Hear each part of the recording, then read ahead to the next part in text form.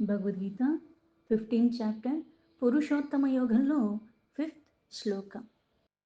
నిర్మాణమోహాజిత సంగదోష అధ్యాత్మనిత్యా వినివృత్త comma ద్వంద్వైర్విముక్తా సుఖ దుఃఖ సంగేహ గచ్చంత్యమూఢాః పదమవ్యయం తత్. ఏదైతే ఇంతకుముందు ఆ పరమ పదాన్ని పొందిన వాళ్ళు మళ్ళీ జనన మరణాల్లో ఉండరు అని చెప్పారు. అయితే అది కాకుండా ఉన్న వాళ్ళకి ఈ సంసార వృక్షం ఎలా అయితే విజృంభణ విస్తారం అలాగా విస్తరించిపోతూ ఉంటుందో, భవబంధనాల్లో మనం అలా విస్తరించిపోతూ ఉంటాం ఈ సంసారంలో. అయితే వైరాగ్యం అన్న గొడ్డల్ని పట్టుకుని దాన్ని మళ్ళీ మనం మూలాల నుంచి తొలగించుకుంటూ ఉంటే భవబంధనాల నుంచి విముక్తి కలుగుతుంది. నిరంతరము వివేకము వైరాగ్యంతో ఉంటేనే ఈ సంసారం అన్న భవబంధనాలు తొలగిపోతాయని చెప్పి దీనికి ముందు శ్లోకాలు అంటే భవబంధనాలు తొలగించుకోవాలంటే ఏది ఆధారము? పరమాత్మనే ఆశ్రయించాలి. మనసా వాచా కర్మణ సర్వానికి మూలమైన వాడు, మనం పొందదగినవాడు, పొందటానికి వీలైనటువంటి వాడు కాకపోతే మనలో ఉన్న అవలక్షణాలు, మనలో ఉన్న దుర్గుణాలు ఇవన్నీ కూడా మన స్వభావాలను మనం విడిచితేనే అది మనకి సాధ్యమవుతుంది. అందుకని ఇవి వదిలిపోవాలన్నా, అలా మనం ఉండాలన్నా, ఆ మదిలో మెదిలిన తలంపు మళ్ళీ అలానే చంచలత్వానికి లోబడకుండా ఉండాలన్నా కూడా పరమాత్మనే ఆశ్రయించాలి అని చెప్పాడు. ఎవరిని ఆశ్రయిస్తే అవి తొలగిపోతాయి కూడా చాలా స్పష్టంగా చెప్పి, ఏ లక్షణాల కారణంగా నువ్వు ఆశ్రయించిన దాన్ని అంత స్థిరంగా పట్టుకోగలవన్నది ఇక్కడ విశేషంగా ఆ లక్షణాలు చెప్తున్నాడు. నిర్మాణ మోహ. నిర్మాణ మోహ అంటే లేకుండా, అహంకారం అంటే గర్వము, మోహము లేకుండా ఉండాలి, దాన్ని తొలగించుకోవాలి. దురాభిమానము అంటారు, అది తొలగిపోవాలి. అంటే ఈ లక్షణాలు నీలో ఉండాలి. దురభిమానం ఉంది అంటే మళ్ళీ నీకు ఈర్ష్య, రాగం ఇవన్నీ వచ్చేస్తూ ఉన్నాయి. వికారాల రహితంగా ఉండాలి. అందుకే అహంకారం అంటే గర్వము, మోహము లేకుండా ఉండాలి. మళ్ళీ జిత సంగ దోషాహ అంటే వివేకం వైరాగ్యం కారణంగా వైరాగ్యం అన్న గొడ్డన్ని కట్టుకున్నావు, ఆ సంసార భవబంధనాల్ని తొలగించుకుంటున్నావు. మళ్ళీ ఇక్కడ అహంకారం వస్తుంది. నేను కాబట్టి చేయగలిగాను, నేను కాబట్టి ఇవి చూశాను, నాకు కాబట్టి ఇది సాధ్యమైందంటే వేరే వాళ్ళు తక్కువ నేను ఎక్కువ, నాకే సాధ్యమైంది అంటే ఇక్కడ నీకు తెలియకుండానే మళ్ళీ ఇంకొకటి దుర్గుణం లాంటిది ఒక లక్షణం వచ్చి కూర్చుంటుంది. అందుకే అవి లేకుండా ఉండాలి. అందుకే జిత సంఘ దోషాహ దోషాల్ని జయించాలి. అంటే ఇప్పుడు నాకు ఈ వైరాగ్య కారణంగా నేను ఈ భవబంధనాన్ని తొలగించుకుంటున్నాను, అయినప్పటికీ మళ్ళీ అహంకారం అన్నది వచ్చిందంటే మళ్ళీ మాయామోహాలకి లోబడిపోతాను. అందుకే ఇప్పుడు ఆసక్తి రహితంగా ఉండాలి. ఆసక్తి రహితంగా ఉండాలంటే నేను ఇక్కడి నుంచి ఎక్కడికో వెళ్ళిపోతే అయిపోతుందా అంటే అవ్వదు. ఎక్కడికి వెళ్ళినా అవ్వదు.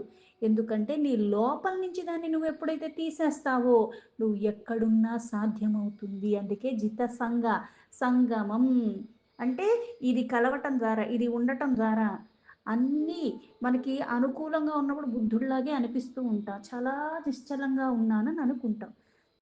ఈ భవబంధనాలన్నీ నీ చుట్టూ ఉన్నప్పుడు కూడా దాన్ని త్యాజించటం నేర్చుకోవాలి.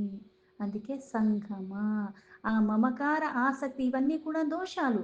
అందుకని దాన్ని కూడా జయించాలి. ఇలా జయించి మళ్ళీ అధ్యాత్మ నిత్యాహ అంటే నిరంతరము ఆదిగా ఉన్నది ఎవరు? పరమాత్మ. నిత్యుడై సత్యుడై ఎప్పుడూ ఉంటున్నాడు, సర్వానికి సాక్షిభూతుడై ఉన్నాడు.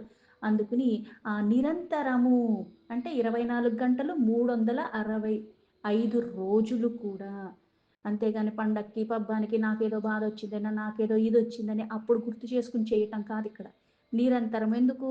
ఒక్క క్షణం నువ్వు ఆ స్మరణ నుంచి తప్పించుకున్నా సరే మళ్ళీ మాయామోహానికి లోబడిపోతావు. అనాదిగా వస్తున్నదే అది. దాని కారణంగానే మళ్ళీ జనన మరణాల్లో పడుతూ ఉన్నాము. ఇంతా చేసి ఇన్ని కృషి చేసి మరణకాలం ఆసన్నమైనప్పుడు మళ్ళీ నీ మదిలో ఏది వస్తుందో, నీ మనసు దేనికోసం మళ్ళీ ఆరాట పడుతుందో మళ్ళీ దాన్ని నువ్వు అదే పొందుతావని కూడా ఇంతకు ముందు అధ్యాయంలో అందుకు చెప్పాడు. అంత సులభం కాదు. ఉచ్చరించినంత మాత్రాన, ఆ సన్నిధిలో కూర్చున్నంత మాత్రాన, ఆ క్షేత్రానికి వెళ్ళగలిగినంత మాత్రాన, ఒక జ్ఞానిని నువ్వు గురువుగా తీసుకున్నంత మాత్రాన నువ్వు ఉద్ధరింపబడటానికి ఆస్కారం ఉంది. కానీ నువ్వు మారకుండా ఉన్నంత వరకు నువ్వు ఉద్ధరింపబడవు. వాళ్ళ స్పర్శ వల్ల, వాళ్ళని దర్శించుకోవటం వల్ల, ఆ ప్రదేశంలో ఉండటం వల్ల నీకు లాభం ఉంది.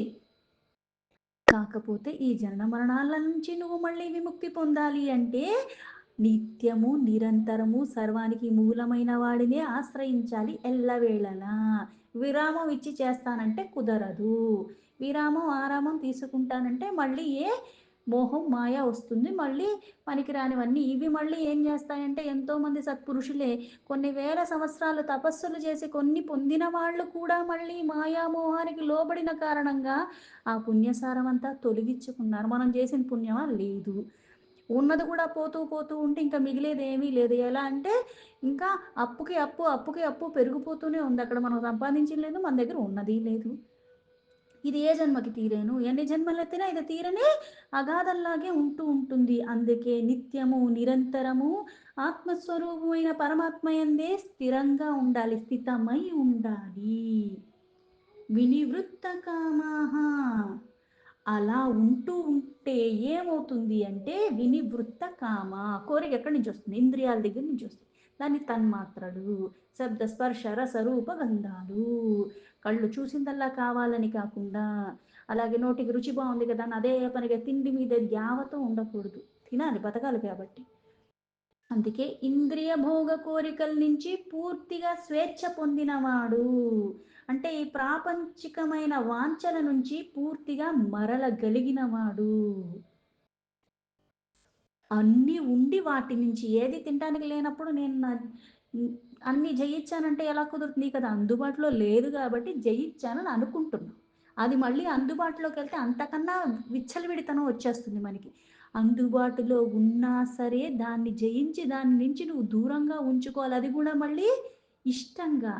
అందుకే పూర్తిగా కోరికల నుంచి స్వేచ్ఛ పొందిన వాళ్ళు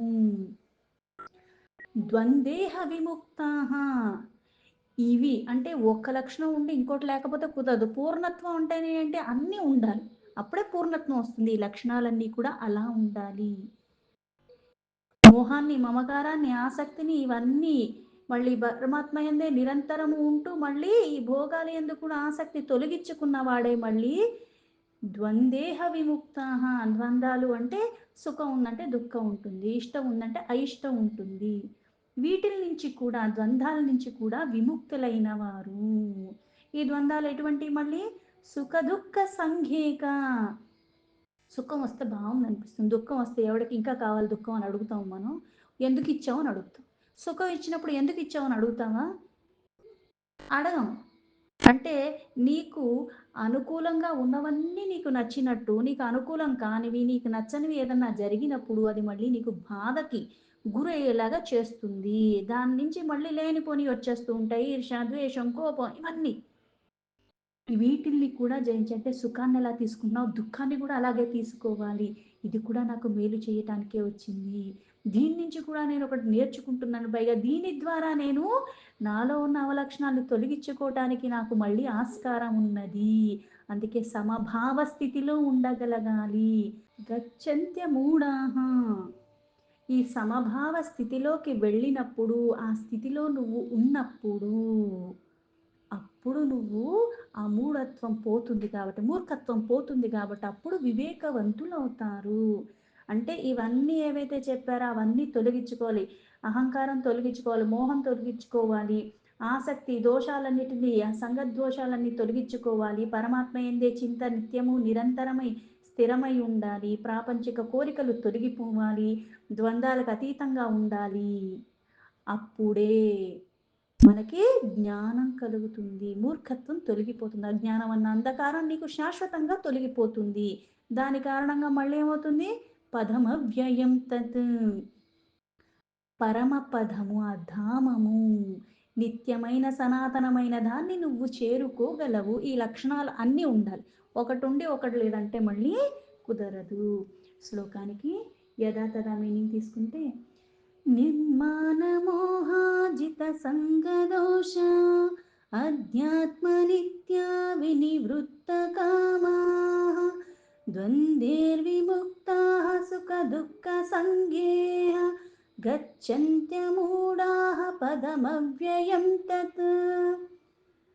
దురాభిమానము మోహము త్యాజించిన వారు, ఆసక్తి రహితంగా దోషముల్ని కూడా జయించిన వారు, ప్రాపంచికమైన కోరికల నుంచి పూర్తిగా మరల్చుకున్నవారు, పరమాత్మయందే ఆ స్వరూపమందే నిత్య స్థితులై ఉన్నవారు, సుఖ దుఃఖాది ద్వంద్వాలకి విముక్తులైన వారు అయిన వాళ్ళే జ్ఞానులు శాశ్వతమైన ఆ పరమ పదాన్ని పొందుతారు. ఈ లక్షణాలన్నీ పూర్ణంగా ఉండాలి. ఇప్పుడు ఒక లక్షణం వచ్చింది, మళ్ళీ రేపొద్దునకి అది తొలగిపోతుంది అంటే దానివల్ల ప్రయోజనం ఉండదు. అందుకే నిర్మాణ మోహం, మాన అభిమాన అంటారు. ఇవి వదిలిపెట్టాలి. వినయ విధేయతలతోనే ఉండాలి ఎల్లవేళలా. అహంకారం అన్నది కొంచెం కూడా ఉండకూడదు. ఎలా అయితే మనకి ఎన్ని లీటర్ల పాలైనా సరే నిమ్మరసం ఒక చుక్కేస్తే చాలు. దానికి మళ్ళీ నేను ఇన్ని లీటర్ల పాలు కాబట్టి నేను అన్ని లీటర్ల నిమ్మకాయ పిండి ఏస్తా అక్కర్లా. ఒక చుక్క చాలు. అంటే ఆ చుక్క కూడా లేకుండా అంతలాగా ఉండాలి. అభిమానము, మోహాలు ఇవన్నీ వదిలిపెట్టేయాలి. అహంకార రహితంగా ఉండాలి. ఈ అహంకారాల్లో కూడా మళ్ళీ 3 రకాలంటారు. సాత్విక అహంకారం, రాజసామ అహంకారం, తామస అహంకారం. అంటే ఎటువంటి అహంకారం, మమకారాలు లేకుండా నువ్వు ఉండాలి. అంటే వివేకంతో. అందుకే ఇంతకుముందు వివేకం, వైరాగ్యం అన్న గొడ్డల్ని పట్టుకుంటేనే సంసార భవబంధనాలు తొలగిపోతాయి. అది పట్టుకోవాలి అంటే నీలో ఏ లక్షణాలు ఉంటే నువ్వు దాన్ని అంత చక్కగా పట్టుకోగలవు అంటే వివేకము. అజ్ఞానం నుంచి బయటపడటానికి ప్రయత్నం చేస్తున్నావు. జ్ఞానాన్ని వైపుగా నీ పయనం ఉంది. అందుకు నువ్వు అజ్ఞానానికి తావు లేకుండా ఉండాలి. పరమాత్మ అనుగ్రహం ప్రతిదీ మన జీవితంలో వచ్చే మనుషుల రూపంలో కావచ్చు, బంధనాల రూపంలో కావచ్చు, బాధ్యతల రూపంలో అవ్వచ్చు, మనకి కొన్ని చెయ్యగలిగే అర్హత ఇచ్చాడు. అది కూడా పరమాత్మ ఇచ్చాడు. అంతేగాని నేను కాదన్న వాస్తవాన్ని గ్రహించాలి. అందుకే నేను గొప్ప అన్నది ఎక్కడా ఉండకూడదు. నీదన్నది ఏదీ లేదు. కొన్ని కొన్ని చెయ్యటానికి ఎలా అయితే కొన్ని వస్తూ ఉన్నాయి, కొన్ని వెళ్ళిపోతూ ఉన్నాయి. ఈ మధ్యలో ఆ వ్యవధి ఏదైతే ఉందో ఇది కూడా ఇచ్చింది పరమాత్మ. నేను తెచ్చుకున్నది ఏదీ లేదు. అసలు నేనన్నదే లేదన్న వాస్తవాన్ని తెలుసుకున్నవాడు. నేను ఎన్ని విద్యలు తెలుసుకున్నా సరే, ఆ విద్య రూపంలో ఉన్నది పరమాత్మ. అక్షర స్వరూపమే పరమాత్మ. ఇది మళ్ళీ నాకు వచ్చేలా చేయటానికి ఒక గురువునిచ్చాడు. అలాగే ఇక్కడ నేను కొంచెం ద్రవ్యాన్ని ఖర్చు పెట్టాలి. ఫ్రీగా ఏది రాదు కదా! డబ్బులు ఇచ్చారు. ఇది చదువుకోవాలి. అయితే ఈ ఈ రూపంలో కూడా అన్ని సంపత్తి రూపంలో ఉన్నది తానే. పైగా ఇక్కడ మళ్ళీ ఆ జ్ఞానచక్షు కారణంగా నాలో చిగురించటానికి మళ్ళీ ఆటి మీద నాకు మక్కువ కలగటానికి కూడా మళ్ళీ ఒక పరమాత్మ అనుగ్రహం ఉంటేనే అది కుదిరింది. అలా ఉంటేనే ఇవి తొలగిపోతాయి. లేకపోతే అందరికన్నా నేను ఇది చాలా ఎక్కువ చదివాను, నేను ఇదేదో చేసేస్తున్నాను, వాళ్ళేమీ చెయ్యట్లేదు, నేనే గొప్ప అంటే పతనమైపోతావు. ఎన్ని నేర్చుకోవటానికి ఆస్కారం ఉన్నా నేర్చుకో. అంతేకాని నేర్చుకుంటున్నాను కాబట్టి నేనేదో అందరికన్నా గొప్ప అన్న ఇదిలో మనం ఉండకూడదు. అందుకే వినయ విధేయత. అందుకే రాముడిని ఎందుకు ఉదాహరణ ఇస్తాడు? రాముడికి విద్యలొచ్చు, రావణాసుడికి వచ్చు. అయితే వచ్చిన దాన్ని సరిగ్గా వినియోగించటము, వచ్చిన దాన్ని దుర్వినియోగించటములో తేడా ఉన్నది. నాకు ఉన్న విచ్చలవిడితనాన్ని నేను వేరే వాళ్ళని బాధించి నా ఒక్క సుఖం కోసం నేను ఆ విద్యల్ని వినియోగిస్తే, నా శక్తిని వినియోగిస్తే రావణాసుడిలాగా అవుతాను. అదే మనకి ఎన్ని ఉన్నా, ఎన్నొచ్చినా సరే ఇతరులొక్క క్షేమం కోసం, ఇతరులొక్క భయాల్ని తొలగించటానికి, ఇతరులని సుఖాలు పెట్టటానికి, ఆపదలో ఉన్న వారికి అభయాన్ని ఇవ్వటానికి దేన్నైతే నువ్వు వినియోగిస్తున్నావో వృద్ధి సిద్ధి. అందుకే రాముడు ఈనాటికి పూజింపబడతాడు. అహంకారం ఉండకూడదు. అహంకారం, మమకారాలు ఏవీ ఉండకూడదు. నేను కాబట్టి చేశానని అనుకోకూడదు. చేసే అవకాశం ఇచ్చినందుకు ఆనందించాలి. అందుకే మన సాంప్రదాయంలో ముఖ్యంగా చెప్పేది పెద్దల పట్ల వినయ విధేయతను చూపిచ్చండి. ఈ పెద్దలన్న వాళ్ళు మళ్ళీ డబ్బున్న వాళ్ళు పెద్దోళ్ళు, డబ్బులేని ఆ వయసుకి గౌరవం ఇయ్యి. అలాగే నీకన్నా చిన్నవాడిని కూడా గౌరవం ఇయ్యి. ఎందుకు? ఆత్మరూపంలో ప్రతి దానిలో ఉన్నది పరమాత్మ అయినప్పుడు అక్కడ నీకు వయస్సుతో సంబంధం ఏంది? వయసు గాని, లింగ గాని, జాతి గాని దేనితోనూ సంబంధం లేదు. ఎందుకు? సర్వము పరమాత్మ నుంచే వచ్చాయి. సర్వానికి మూలమైన వాడు పరమాత్మ. అన్నిటిలో ఉన్నది కూడా పరమాత్మ. దాన్ని నువ్వు చూడగలగటం నేర్చుకో. అలాగే జిత సంఘ దోష. అంటే కీర్తి ప్రతిష్టల మీద కూడా నీకు కొద్ది కూడా ఉండకూడదు. ఎందుకంటే ఇది పరమాత్మ ఇచ్చాడు. మహాప్రసాదంగానే భావించాలి. అందుకే లేశ మాత్రం కూడా సంబంధం లేకుండా ఉండగలగాలి. అదే నిర్మాణమోహ. అందుకే జాతి, గుణ, ఐశ్వర్య, విద్యాదుల కారణంగా నేనేదో గొప్ప అన్న భావన రాకూడదు. అలాగే జిత సంఘ దోష. అంటే కొన్ని కొన్ని ఇంకా నేను అన్ని సాధించి ఇన్ని చేసి నాకు వైరాగ్యం వచ్చినప్పటికీ కూడా కొన్ని వాటి సంపర్కాల వల్ల ఆ సాంగత్యం వల్ల మళ్ళీ నాకు ప్రాపంచికమైన వాటి పట్ల మోహం వస్తుంది. ఆ విషయాల పట్ల ఆ విపరీతమైనవి మళ్ళీ మనలో ప్రేరణ కలిగేలాగా ఉంటాయి. అందుకని వదిలిపెట్టాలి రాగద్వేషం. నేను నా ఇంద్రియాల్ని నా ఆధీనంలో పెట్టుకుని ఆసక్తి రహితంగా, ఎందుకు? నా ఆసక్తి పరమాత్మ. అంటే ఇహలోకంలో గాని పరలోక భోగములు యందు కూడా నేను ఆసక్తి రహితంగా ఉండాలి. ఈ తన్మాత్రలు శబ్దాది, శబ్ద స్పర్శ రస రూప గంధాలు, ఈ అంతఃకరణం ఎప్పుడూ వికారాలు లేకుండా ఉండాలి. ఈ సంఘ దోషాలు మన మీద ప్రభావం చూపించకుండా ఉండాలి. అలా ఉండాలి అంటే ఇవన్నీ కావాలంటే ఏం చేయాలి? మళ్ళీ ఆధ్యాత్మ చింతన పరమాత్మ యందే స్థిరంగా ఉండాలి. నుంచున్నా, కూర్చున్నా, తాగుతున్నా, పడుకున్నా, ఏ పని చేస్తున్నా, ఎవరి దగ్గరికైనా వెళ్ళవలసి వచ్చినా, ఏది చేస్తున్నా సరే ధర్మబద్ధంగా ఉండాలి. ధర్మబద్ధంగానే నడుచుకోవాలి. అడ్డదిడ్డమైన కోరికలను తీర్చుకోవటానికి అడ్డదిడ్డంగా వ్యవహరించకూడదు. పరమశాంతి కావాలి అంటే మనస్సు అన్నది నిర్మలంగా ఉండాలి. శారీరకంగా ఎటువంటి ఇబ్బందులు వచ్చినా సరే, నా కోరికల్ని నేను అణుచుకుంటూ ఆ పరమాత్మ యందే నా బుద్ధిని నేను ఎప్పుడైతే పెడతానో, ఈ వికారాలు నాలో తొలగిపోతాయి. సర్వము పరమాత్మమయమే. నిత్యుడై సత్యుడై ఉన్నవాడు క్షణమాత్రం కూడా నిన్ను వీడి నేను ఉండలేను పరమాత్మ అన్న భావనలో నిశ్చలమైన స్థితిలో ఉండాలి. అప్పుడే ఈ ప్రాపంచికమైనవన్నీ కూడా తొలగిపోతూ ఉంటాయి.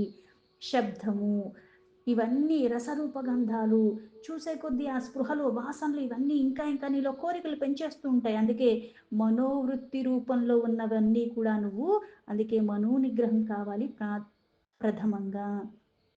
అలాగే ద్వంద్వాలు, చల్లగా ఉంటుంది, వేడిగా ఉంటుంది. అందుకే శీతోష్ణములు, ప్రియ అప్రియములు, మాన అవమానాలు, అలాగే స్తుతి నిందలు, సుఖ దుఃఖాలతో పాటు లాభం నష్టం, ఇష్టం అయిష్టం, రాగద్వేషం, మిత్రుడు శత్రువు, ఇట్లా ఉండకూడదు. అన్ని అంటే నిన్ను గౌరవిస్తే ఎలా తీసుకుంటున్నావు? నిన్ను గౌరవించకపోయినా నువ్వు అలాగే తీసుకోవాలి. 2 ఎందుకంటే ఇక్కడ నేనన్నది ఏదీ లేదు. ఎవరి కర్మానుసారం వాళ్ళు వ్యవహరిస్తున్నారు. దాన్ని మనం మార్చలేం. కానీ దాని ప్రభావం నా మీద పడకుండా ఉండాలంటే నేను స్థిరంగా ఉండాలి. మార్పు ఎప్పుడూ నాలోనే ఉండాలి. నేను పరమాత్మ యందే రమిస్తానన్న భావనలో ఉండాలి. అందుకే ఈ ద్వంద్వాలన్నిటి నుంచి కూడా విముక్తి పొందగలగాలి. సుఖాన్ని తీసుకున్నట్టుగా దుఃఖాన్ని మనం తీసుకోలేం. ఆరోగ్యం బాగున్నంత కాలం బానే ఉంటాం. అనారోగ్యం వచ్చిందంటే నాకెందుకిచ్చావు? నాకెందుకిచ్చావు? అని అడుగుతాం. అలా ఉండకూడదు. ఏదన్నా సరే ఇచ్చిన వాడికి, ప్రపంచాన్నే నడిపించిన వాడికి ఇది తీయాలంటే ఎంతసేపు? ఏదో ఒక రూపంలో నన్ను ఇంకా ఏదో ఉద్ధరింపజేయటానికే నాకు ఈ క్షణంలో ఇది వచ్చిందేమో అన్న భావనే ఉండాలి. ప్రతీది కూడా పరమాత్మ యొక్క ప్రసాదంగా స్వీకరించాలి. అలా స్వీకరించగలిగితేనే ఆ మూర్ఖత్వం తొలగిపోతుంది. ఆ మూర్ఖత్వం తొలగిపోతేనే జ్ఞానం అన్న చిగురు వస్తుంది. ఆ చిగురు మళ్ళీ విజృంభిస్తూ అది విస్తరించాలి. అందుకే శాశ్వతమైన పరమపదము అప్పుడు లభిస్తుంది. ఈ లక్షణాలు అంత పూర్ణంగా ఉండాలి. దీనికి మళ్ళీ ఉదాహరణగా చెప్పుకోవాలంటే ఒక చిన్న కథ. ఒక చాలా డబ్బున్నతను ఉన్నాడు. ఆయన మంచి పెద్ద కారులో తిరుగుతున్నాడు. ఈ తిరిగే దాంట్లో ఒకసారి ఎక్కడికో చాలా త్వరగా వెళ్ళాలి. మళ్ళీ ఒక పెద్ద ఏదో వాళ్ళకున్న ప్రాజెక్ట్స్‌లు ఇవన్నీ ఉంటాయి కదా! ఇలా వెళ్తుంటే కారు ఆగిపోయింది. పాపం డ్రైవర్ దిగాడు. దాన్నేదో చేద్దామని ట్రై చేశాడు గానీ అవ్వట్ల. ఇంక ఏం చేయాలో తెలియని పరిస్థితిలో ఉండగా, అప్పుడు ఆ యజమానికి అక్కడ ఒక చెట్టు కింద ఒక రిక్షాలో చక్కగా వాలి పడుకుని ఒక కుర్రవాడు మంచిగా ఏదో ఒక ఆలాపన చేసుకుంటున్నాడు. చాలా ఆనందంగా. ఇంత ఎండలో ఆ చెట్టు కింద కూర్చుని పైగా అది పెద్ద ఏం రిక్షా కూడా పెద్ద గొప్పగా ఏం లేదు. అయినప్పటికీ కూడా అంత ఆనందంగా ఉన్నాడు. ఏంటో వీళ్ళ పిచ్చానందం అనుకున్నాడు. కాకపోతే ఇప్పుడు అవసరం ఉంది కదా! హడావిడిగా వెళ్ళిపోయాడు. అక్కడికి వెళ్ళి, "నాకు ఇక్కడి నుంచి పలానా చోటకి తీసుకెళ్తావా?" అని అడిగాడు. "30 అవుతుందయ్యా" అన్నాడు. ఇంకా డబ్బు గురించి పట్టించుకోదు. డబ్బెక్కువగా ఉంది. పైగా ఇప్పుడు వెళ్ళాలి. ఇంక అంతకన్నా దిక్కు లేదక్కడ. సరే అని ఎక్కాడు. అయితే ఆయన ఎక్కాక కూడా అంత ఎండలో తొక్కుతున్నాడు. అదే ఆలాపన చేసుకుంటూ అంతే ఆనందంగా వెళ్ళిపోతున్నాడు. అలా వెళ్ళిపోతుంటే చూసాడంటే, ఇక్కడ ఏమీ లేకపోతేనే ఇంత ఆనందంగా ఉన్నాడు. ఇప్పుడు నేను ఒక్కరోజు ఇతన్ని మా ఇంటికి పిలుస్తాను. పిలిచి నాకున్నవన్నీ కూడా చూపిస్తే అప్పుడు తనకి తెలుస్తుంది అసలైన ఆనందం ఏంటో అని అనుకున్నాడు. సరే అని చెప్పి దిగిపోయాడు. డబ్బులిచ్చాడు. తర్వాత ఒకరోజు తన ఇంటికి భోజనానికి రమ్మన్నాడు. ఈ రిక్షా అతను కూడా సరే అని వెళ్ళాడు. అక్కడ ఈ పక్కన నుంచి, ఆ పక్కన నుంచి అన్నట్టుగా ఎన్నో రకాల వంటలు ఇవన్నీ బెట్టేశారు. అక్కడున్న సేవకులందరికీ కూడా పనాళ్ళకి అతనికి ఏది కావాలో అది ఇది, అది అని కాకుండా అన్నీ ఆయనకి చాలా బాగా అతిథి మర్యాదలు చెయ్యమని జెప్పాడు. అదే ఆనందంతో, అదే ఆలాపన చేసుకుంటూ, అంతే నవ్వుతూ అక్కడికొచ్చాడు రిక్షావాడు. అవన్నీ ఆస్వాదించాడు. అలాగే అక్కడి నుంచి సెలవు తీసుకొని మళ్ళీ అదే స్థితిలో వెళ్ళిపోయాడు. అంటే వచ్చే ముందు ఏ స్థితిలో వచ్చాడో, వచ్చాక కూడా అదే స్థితిలో వెళ్ళిపోయాడు. ఈ యజమానికి ఇంకా అర్థం కావట్లేదు. నేను ఇంత చూపించినా సరే అసలు ఎక్కడా తేడా లేదు. ముందు ఎలా ఉన్నాడో ఇప్పుడు అలాగే ఉన్నాడు. ఇలా కాదని చెప్పేసి ఇంక దానికి ఈర్ష్యొచ్చేస్తుంది. ఎలా అయినా సరే ఇతన్ని నేను నటిస్తున్నాడు అనుకుని 4 రోజులు నా భవనంలో ఉండటానికి పిలవాలనుకున్నాడు. పిలిచాడు. వచ్చాడు ఆ కుర్రవాడు. వచ్చాడు. ఈయనకి మళ్ళీ సేవకులకు కూడా అలాగే చెప్పాడు. ఎక్కడా ఏది లోటు లేకుండా కాళ్ళకి చెప్పుల దగ్గర నుంచి, వస్త్రాలు ఏసే దగ్గర నుంచి, స్నానానికి, అతనికి భోజనానికి అన్ని రకాలుగా మీరు ఒక నలుగురు ఆయనకి పక్కనే ఉండి అన్ని రకాలుగా సేవలు చెయ్యండి అని చెప్పాడు. అప్పుడు కూడా అలాగే ఆనందంగా వచ్చాడు. 4 రోజులున్నాడు. అదే ఆలాపన చేసుకుంటున్నాడు. అదే ఆనందంతో ఉన్నాడు. అలానే ఉన్నాడు. ఇంకివి చూసి, చూసి, చూసి ఈ ఈర్ష్య అన్నది ఇంకా ద్వేషంలోకొచ్చేస్తుంది. రగిలిపోతున్నాడు. ఎందుకంటే, నా దగ్గర ఇంత డబ్బు, ఇన్ని భోగాలుండి కూడా నేనే ఆనందంగా పడుకోలేకపోతున్నాను. అలాంటిది ఏమీ లేనివాడు అలా ఎలా ఉండగలడు? పైగా నేను ఇంత భోజనం పెట్టినా సరే దేనికి చలించలేదు. అంతే ఆనందంగా వచ్చాడు. అంతే ఆనందంగా వెళ్ళిపోయాడు. అంటే ఇవి నా దగ్గర కరువున్నాయి. నాకివి మళ్ళీ రేపు దొరకవు. ఇట్లాంటివేమీ లేవు. అలాగే 4 రోజులొచ్చి ఉండమంటే ఉన్నాడు. ఇక్కడ భోగాలన్నీ అనుభవిస్తున్నాడు కానీ ఎక్కడ ఏం పెద్ద ప్రతిదానికి ఏదో పెద్ద ఉద్వేగానికి లోబడిపోయినట్టు, లేకపోతే ఇది నాకు మళ్ళీ దొరకదేమో ఇట్లాంటివేమీ లేవు. అది చూసి ఇంకా అతనికి ఏం చేయాలి అన్నది అర్థం గాక వెంటనే తన పనోళ్ళకి చెప్పి డ్రైవర్‌కి మళ్ళీ వెంటనే తీసుకెళ్ళి ఎక్కడి నుంచి తీసుకొచ్చారో అక్కడ వదిలేయండి అని చెప్పాడు. తీసుకెళ్ళాడు. తను గూడా వెళ్ళిపోయాడు. అంతే ఆనందంగా మళ్ళీ వెళ్ళిపోయాడు. అయితే దిగిన తర్వాత మళ్ళీ "నువ్వు ఇప్పుడు ఆనందంగానే ఉన్నావా?" అని అడిగాడు. ఈ యజమాని అడిగితే ఆ రిక్షా అబ్బాయి కూడా నేను చాలా ఆనందంగా ఉన్నాను. మరి ఇప్పుడు ఇన్ని భోగాలేవి లేకుండా ఉంటావు కదా! మరి నీకు పర్వాలేదా అన్నాడు. ఏం పర్వాలేదు అన్నాడు. అదే ఆనందంగా వెళ్ళిపోయాడు. మళ్ళీ తన రిక్షాను తుడుచుకున్నాడు. దాని మీదే కూర్చున్నాడు. చక్కగా మళ్ళీ అదే ఆలాపన చేసుకుంటూ తన నిజ జీవితంలోకి తను ఉన్నాడు. ఇదంతా చూసి అక్కడే ఉన్న తన ఇంకో అతన్ని అడుగుతున్నాడు ఆ యజమాని. ఈ రిక్షా తొక్కేవాడికి నేనంత భోగప్రాయమైన భోజనం పెట్టినా పెద్ద తేడా లేదు. అలా అని నా ఇంట్లో ఉండేలాగా చేసినప్పటికీ కూడా అంత భోగప్రాయమైన జీవితాన్ని చూసి కూడా అతనిలో మార్పు రాలేదు. ముందెలాగా ఉన్నాడో ఇప్పుడు అలాగే ఉన్నాడు. ఇది దొరికిందని గాని, ఇది పోయిందని గాని, ఇది నా దగ్గర లేదని కానీ, ఇవేవీ లేకుండా అలా ఎలా ఉండగలడు నటిస్తున్నాడా అని. అప్పుడు తన పక్కనే ఉన్న తన సెక్రటరీ చెప్తారు. ఇది అసలైన ఆనందము. ఎవరికైతే తన లోపల ఉన్న దాంతో ఆనందిస్తున్నాడో, బాహ్యానికి వచ్చిన దానితో, ఒక వస్తువుతో గాని, ఒక మనిషితో గాని, ఇంక దేనితో గాని తనకి ఆనందం అక్కర్లేదు. ఆ స్థితిలో ఉన్నవాడు తనందే తను రమించగలడు. అందుకనిక్కడ డబ్బు ఉండటము, లేకపోవటం కాదు. ఎందుకు? తన లోపల ఉన్న ఆ పరమాత్మ యందే రమిస్తున్న కారణంగా అన్నిటిని అదే భావనతో స్వీకరించగలుగుతున్నాడు. ఇది జీవితంకి పరమ సత్యము అని చెప్పాడు. అంటే ఈ లక్షణాలు ఉన్న వాళ్ళకంటే గాని అన్నీ ఉన్న వాళ్ళలో ఉంటాయి. ఏవి లేని వాళ్ళలో ఉండవు. అన్నీ చదువుకున్న వాళ్ళలో ఉంటాయి. చదువు రాని వాడిలో ఉండవు అంటానికి కూడా వీలు లేదు.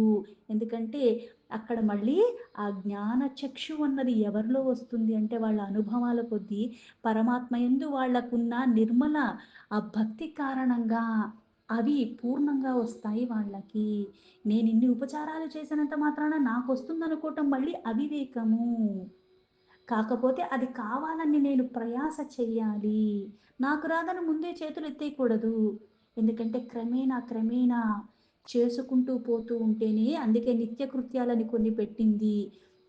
కొన్ని వినటం ద్వారా, కొన్ని చెయ్యటం ద్వారా, కొన్ని చూడటం ద్వారా మనలో ప్రభావం చూపిస్తూ ఉంటుంది. అందుకే దేనికి సాన్నిధ్యంగా ఉన్నావు, చేసేవాళ్ళని మళ్ళీ నువ్వు నీ చుట్టూ ఏర్పరచుకుంటున్నావో అవన్నీ నీ మీద ప్రభావం చూపిస్తాయి.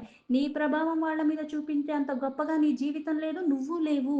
అందుకని చాలా జాగ్రత్తగా అన్నీ పరమాత్మ యందే రమిస్తూ ఉండాలంటే ఇవన్నీ నువ్వు ఉండే ప్రదేశము, నువ్వు చేసే పనులు, నీ చుట్టూ ఉన్నవాళ్ళు, నువ్వు ఎవరితో ఎటువంటి మాట్లాడుతున్నావో, ఎటువంటివి ఆచరించాలన్న తలంపులొస్తున్నాయి అన్నీ గమనించుకుంటూ ఉంటేనే, ఒక్కొక్కటిగా తొలగించుకునే ప్రయత్నం చేస్తేనే అది సాధ్యమవుతుంది. అందుకే లక్షణాలన్నవి ఒక్క క్షణంలో వచ్చేవి కాదు.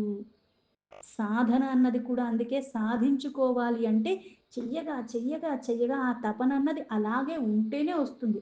అంతేగాని నీరు గారిపోయినట్టు అయిపోతే 2 రోజులు చేసిన తర్వాత నేనేదో ఘనకార్యం చేశానన్నట్టుగా ఉంటే మనకది రాదు. దీంతో భగవద్గీత 15th చాప్టర్ పురుషోత్తమ యోగంలో 5th శ్లోక సంపూర్ణం.